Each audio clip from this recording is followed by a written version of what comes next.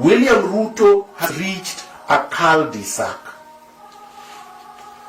This is it, a cul-de-sac. There is no movement in front. You can't go further than where you have reached. You can't turn left, you can't turn right, and you can't turn back because the enemies are behind you with guns pointed at you. This is what Jaramogi Oginga Odinga faced in 1966 at the Limuru Conference, where Kenyatta, with a wily tomboy, created 8 vice presidents for every province in order to limit Jaramogi's reach and power and prevent him from succeeding Kenyatta. They had killed, assassinated, Pio Pinto Gama, who was Jaramogi's eye, strategic, tactical brain. They knew Jaramogi was blind now because Pio was gone.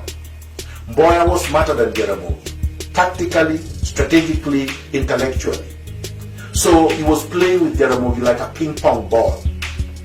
Kenyatta then strangulated Jaramogi by not only chasing him out of Kanu, but also making sure that he conducted a choreographed rigging scheme in the little general election that followed, in which he rigged out every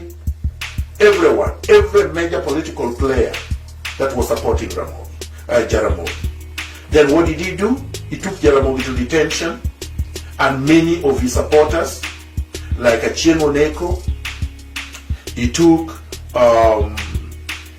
Ochola Makanyengo, he took many people in detention that were with Jaramogi. This is the fate that awaits Ruto, because Ruto is not going to be the president of Kenya under the current circumstances, nor should he be. Now, he's facing not just a cul-de-sac, he's facing dangers that are far surpasses the danger that he faced when he went to The Hague. Because at least at The Hague he had Kenyatta, who was a scion of Jomo, who was being protected by the West, and therefore, even though his back was against the wall, but there were 2. In fact, there were more than 2. But there were 2 in the sense that he had a Kenyatta. Right now, William Ruto is alone, and the ICC cases were terminated.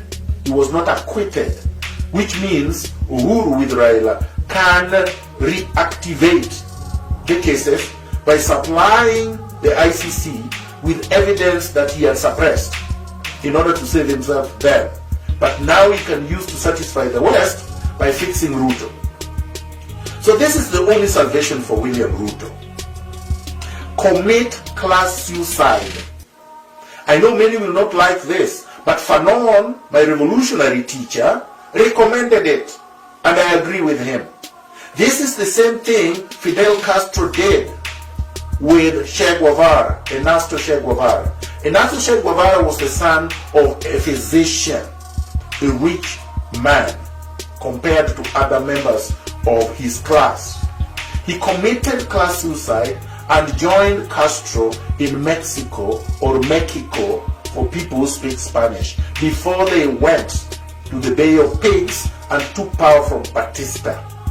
Castro's father was a large landowner.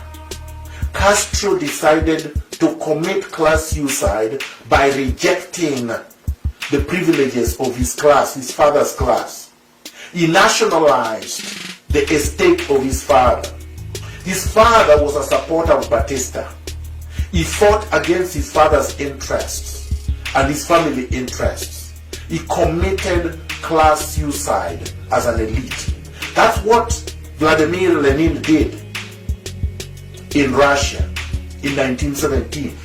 That is when the revolution occurred. But before the revolution, Vladimir Lenin came from a privileged background, was studying law. The same as Castro. This is what I recommend for Ruto. Now he can take it or he can leave it. If he takes it, it means that he must restitute fully for all the wealth that he has stolen from the Kenyan people. He must return He must return.